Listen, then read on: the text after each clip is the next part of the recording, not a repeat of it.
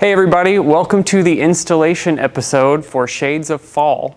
Today I'm going to be showing you how to start putting your prepped pieces on the wall and do some tips and tricks to get that nice fluid movement in your installation. So the first thing you'll want to do after you've gone outside and assessed your window space is to use some masking tape to sort of map out where your pieces are going to go on the wall. I've used an X here to indicate where the center of one of the round shapes is, and then you can use your pre-assembled piece to kind of predict where the edges are going to go, and you can see they're marked here with tape. Keep in mind that when your next pieces go up, you do want a little bit of overlap. So if I were going to stage the next piece, it might fall somewhere in here. You'll want them to overlap because some layers are going to come forward and some will be back. This way you don't have big gaps where your backdrop is showing through. So, without further ado, let's get started. So once you're happy with your compositional map, start by placing a screw where the tape X was that marks the center of your shade. You'll use this screw to hang the wires on, and that's going to support the weight while you work. Before you attach it to the wall, you'll want to trim the ends of the dowels into a point because these are going to get pressed into the foam wall to hold the shape in place, like so. All right, now we can hang the wire on the screw, and you can use any extra wire to secure it in place. So now we're ready to sort of shape our shades into the look that we want. You can play around with it a little bit to figure out what's going to look good.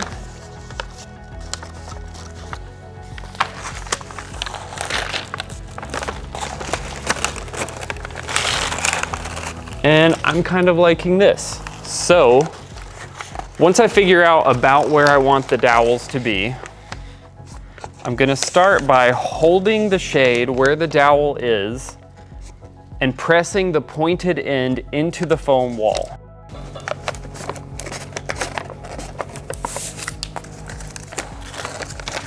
And next I'll take the second end.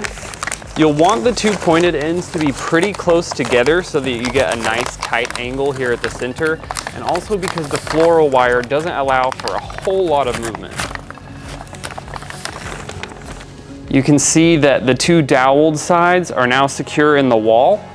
And the next thing we're going to want to do is to shape this and secure it so that it makes a nice flowing shape.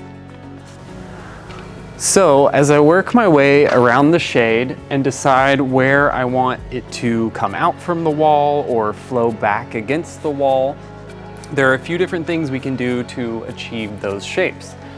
One thing I want to do up here is create a nice dramatic lift so that there's a really soft flowing edge that goes through here and brings the shade into the foreground. So I'm going to take a dowel that's been cut down to the right size and is sharp at one end, and keeping the dowel in the pleat so that everything is nice and straight, I'm going to stick it into the wall pretty close to where the first two dowels went in.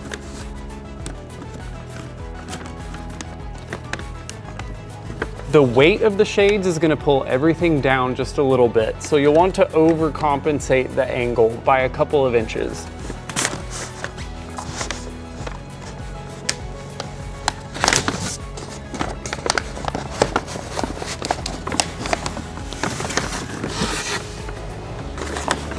Correct any crinkling as you go. So now you can see this pulls the shade a little bit into the foreground and gives a nice organic edge there. Now I'm going to pin the shade back against the wall so that this outer curve is nice and pronounced. You can see there's some play here. If I take it all the way up, it sort of defines this curve. If I leave it down, it's a lot softer. So just figure out what looks right within your space and the piece that you're working on.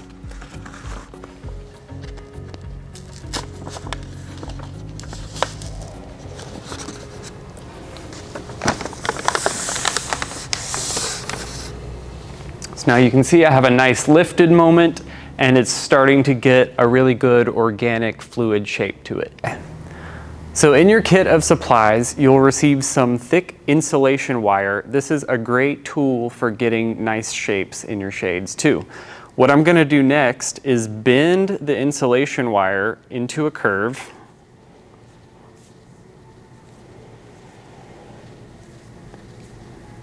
And then I'm gonna stick the two ends into the wall and have this outer curve pressing against the shades, which is gonna make a nice bump towards the bottom here. So you can get under your fan. And I'm going pretty close to the center.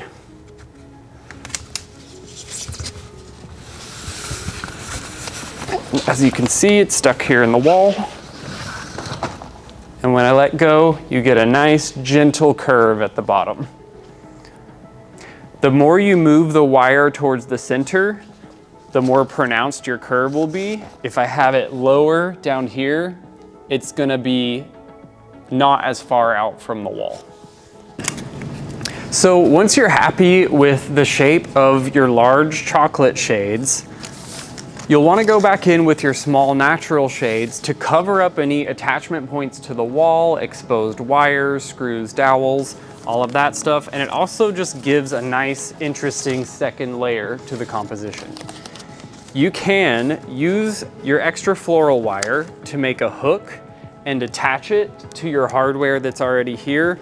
Or if it's not necessary for the shape you're working with, you can also trim these off.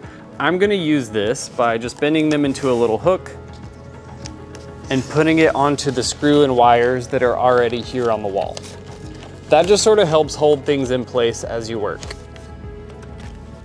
So play around with the small shade a little bit until you find a shape that looks nice and flowy. Again, we're going for soft movement here, so we want gentle curves. I think if I tuck this one back here, I can attach it with a floral pin to the wall.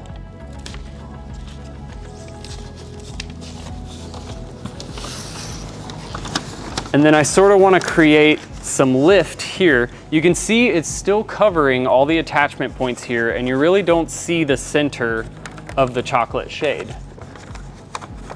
This part of my chocolate shade is already flat against the wall because we pinned it earlier. So I'm just going to use that to my advantage.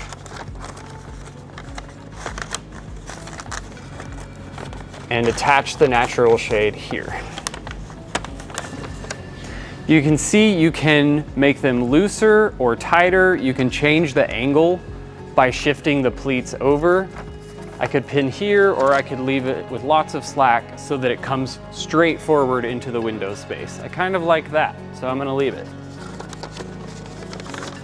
And then just position the ends. You could use dowels or floral wire to create some extra lift here, just like we did on this part of the chocolate shade.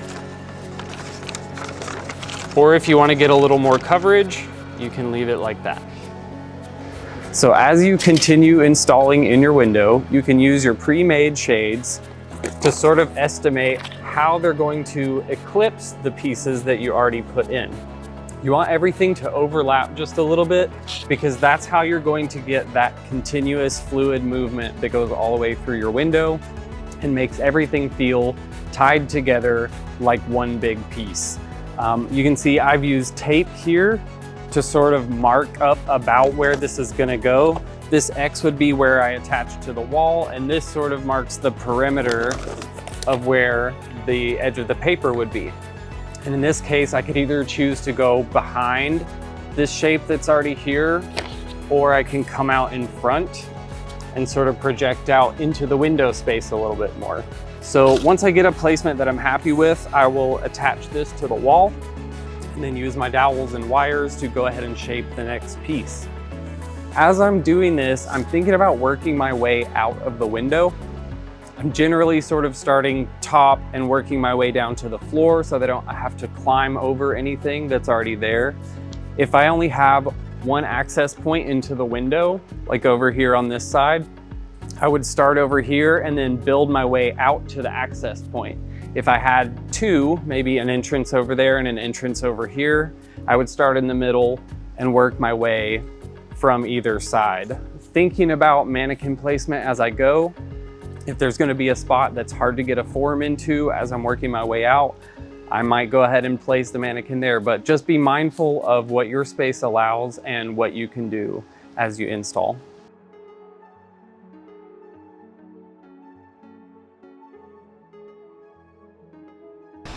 So once you're finished installing your window, you'll come back in with your red marker to hit a few key spots that are visible to your guest.